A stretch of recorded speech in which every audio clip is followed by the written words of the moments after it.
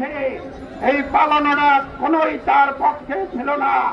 কারণ আজকে তার অন্যায়ের মাত্রা এত দূর এগিয়ে গেছে, বাংলাদেশের প্রতিটি জনগণ তার বিরুদ্ধে রাজপথ থেকে আন্দোলন করে সর্বশেষ গণহত্যা চালিয়ে দেশ থেকে পালিয়েছে।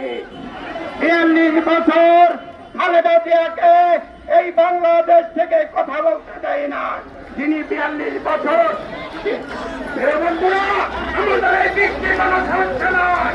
আজকে একটি সমস্যা হচ্ছে, শেখ হাসিনাকে এই বাংলাদেশের প্রচলিত আইনে তাকে ফাঁসিতে ঝুলিয়ে হত্যা করতে হবে।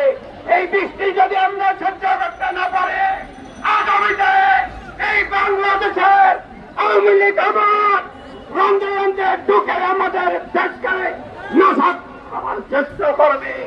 প্রিয় বন্ধুরা, আজকে আমাদের দক্ষিণ বাংলার একজন স্বনামধন্য আন্তর্জাতিক মানের, যিনি কোরআনের পাখি বলে খ্যাত এই নদীব বছর মাঝবান্ডারি, তাকে আসামি করে যে মামলা দিয়েছিল, এই নদীব বছর মাঝবান্ডারিকেও হত্যা করে এখনো প্রচলিত আইনে তাকে ফাঁসি দিতে হবে।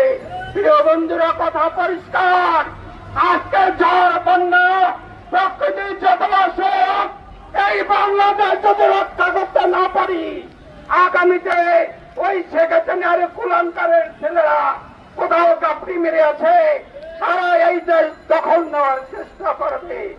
আজকে আমি ধন্যবাদ জানাই আশেক প্রধানকে, এই রকমের একটি শেখ হাসিনাকে রাষ্ট্রের কাছে সমর্থ করার জন্য মোদিকের মাধ্যমে এদেশে তাকে রাষ্ট্রের আইনের আওতায় আনতে হবে।